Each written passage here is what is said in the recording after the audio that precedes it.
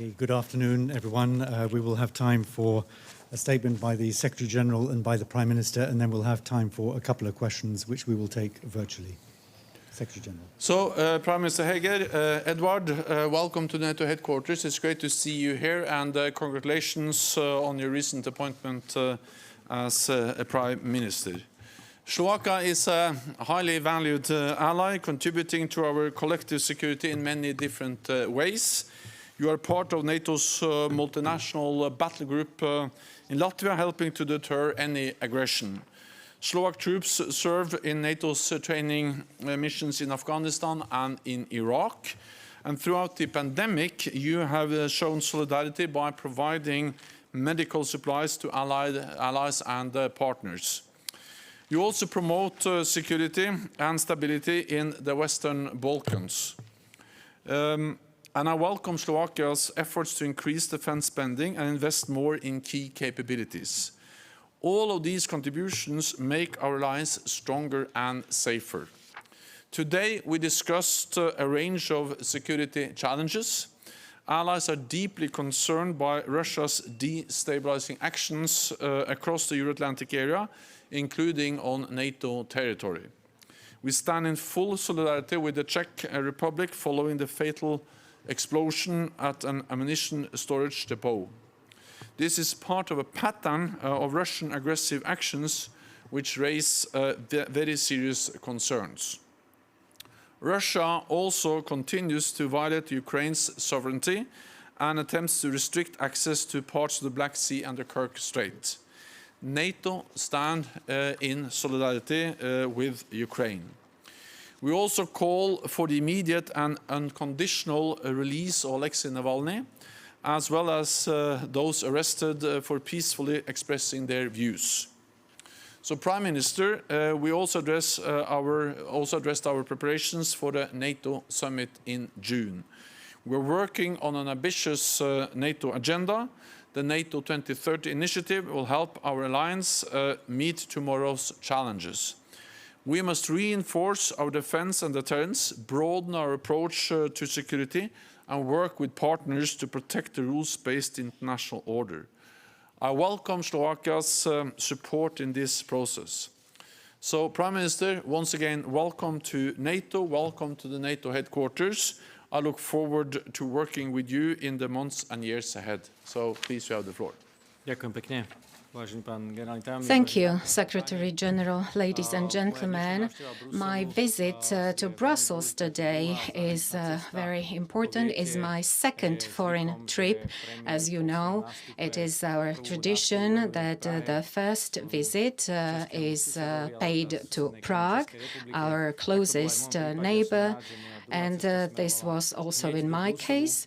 And I'm pleased that my second foreign trip is here in Brussels. I visited the Commission, the Parliament, and also the NATO headquarters, because for us this is an important partner.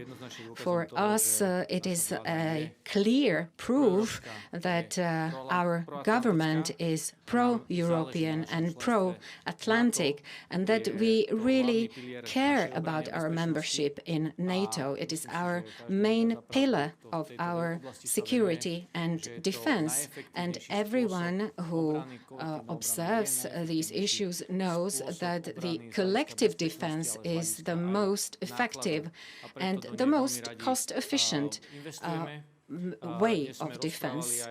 We spoke about our commitments that we honor and deliver on. We reached 2% GDP defense expenditure as one from among 11 states, and up to 30% of the budget goes to the modernization of our army. Our troops are deployed in Latvia, in Afghanistan and Iraq. And of course, it is very important to watch the recent developments in Ukraine and its neighborhood. For us, it is vital that Ukraine is stable, prosperous, and secure. It is not in our Slovak interest. It is also in the Ukrainian interest, of course. Therefore, we support its Euro-Atlantic ambitions and direction as we agreed in 2008. At the same time, we recall the importance of reforms. We know how important they are. We have the experience in Slovakia. We are deeply concerned about Russia's aggressive behavior, and the recent investigation and findings in the Czech Republic could not leave us just impartial. Therefore, we decided to expel 3 Russian diplomats as a proof of our support and solidarity with the Czech Republic. At the same time, we want to build constructive relations with Russia. However, they have to be based on mutual respect and adherence to the rules. We want dialogue, but I regret that Russia does not. I told Secretary General that we support the preparation of the new NATO agenda, reflecting our current and changed security environment. We also support a very ambitious agenda of Secretary General.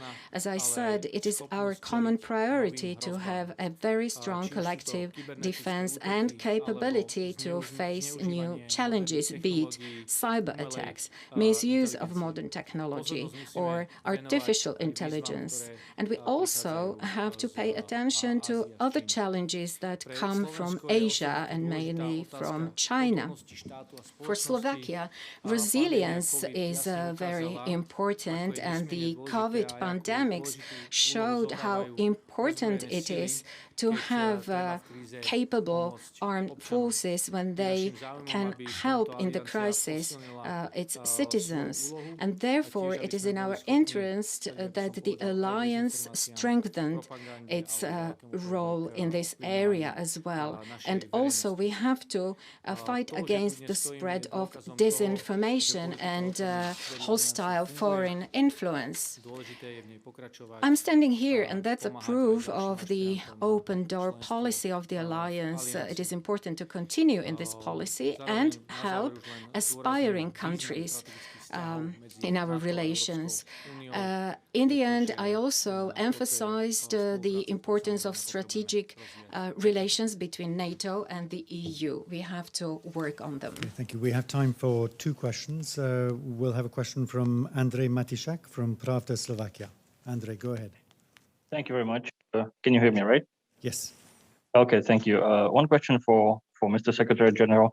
Mr. Secretary General, are you worried somehow that some NATO member states are using Russian vaccine Sputnik V, namely Hungary, but also Montenegro and North Macedonia, and also Slovakia has purchased some Sputnik V. And to quote Foreign Minister of Slovakia, Mr. Crotti, he said Sputnik V is also a tool of hybrid warfare. So do you think that using Sputnik gives Russia some advantage, or you are not worried at all? And if I make a question for Prime Minister Heger, pan premiér, viackrát sa to spomenulo Rusko, aj vy, aj pán generálny tajomník. You mentioned Russia, Secretary General did as well. Bratislava was a seat for a summit. There should be another summit between Russia and the US. Do you believe that also Bratislava could host such a summit as we did in the past? Would you take any steps? First of all, I'm glad that more and more NATO allies are now able to increase the number of people being vaccinated. And we also see on the global scale that COVID-19 vaccinations across the world is actually taking place, but we also see a great need to step up and provide vaccines for more people. It is not for NATO to recommend on what kind of vaccines different NATO allies should use. This is ultimately decisions that have to be taken by individual allies. What I think is important is that we have seen that across the alliance, our military forces, our armed forces have provided support to the civilian efforts to combat the pandemic, to help to set up everything from military field hospitals to transport different kinds of military equipment, helping to control borders, and now also we see that across the alliance our armed forces, also supported by NATO, are helping to roll out the vaccine across NATO countries. So that's what's on my mind, that we should do whatever we can to support the rollout of vaccines. If I may respond to your question, you probably will agree with me that the Prime Minister of any country cannot respond to rumors. He or she has to act on confirmed information. And on myself, I can say that we are a sovereign country, and we want to be, and we are, a reliable partner for our allies, because good agreements make good friends, and adherence to rules and commitments is the prerequisite for good relations. Of course, for us, it is important in the case of Ukraine, but also in other cases, to be a partner that will contribute to the stability and security of the whole continent and region. And this is what will lead my steps. We have time for one more question. We'll go to Ricard Josiak from Radio Free Europe. Ricard, go ahead. Thank you. You hear me? Hear me well? Yes. Okay, perfect. So 2 questions for Mr. Stoltenberg, if I may. Firstly, can I have your reaction on the news that Russia's troops seem to withdrawing from the Ukrainian borders? And are you worried that they might come back again in big numbers for example, exercises such as a Zapad in the autumn? And secondly, if I may, last week, the Czech Republic were briefing at NATO asking for solidarity. We saw some solidarity from Slovakia. They expelled 3 Russian diplomats. Is NATO, are you ready to kick out Russian diplomats from NATO as well and lower the ceiling of the number of accredited Russian diplomats and other staff to NATO? I will recall that you did something similar after Salisbury, where you kicked out 7 Russian diplomats and lowered the ceiling of accreditation to 20. So are you willing to consider doing something similar now? First, on Ukraine, we have seen that there has been a reduction in the tensions, and of course we welcome that. At the same time, we will now monitor the situation and the developments very closely, and we expect Russia to end all the military build-up in and around Ukraine, and we also expect Russia to engage in good faith in a political process, because it's only through negotiations and through a political process that we can find a political lasting solution.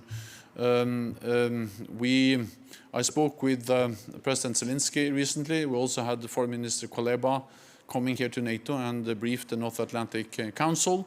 And the NATO allies reiterated their strong political support, their strong practical support to Ukraine. And the NATO allies will continue to help Ukraine with implementing reforms, modernizing their defense and security institutions, and also NATO allies provide other types of practical support and training support for Ukraine.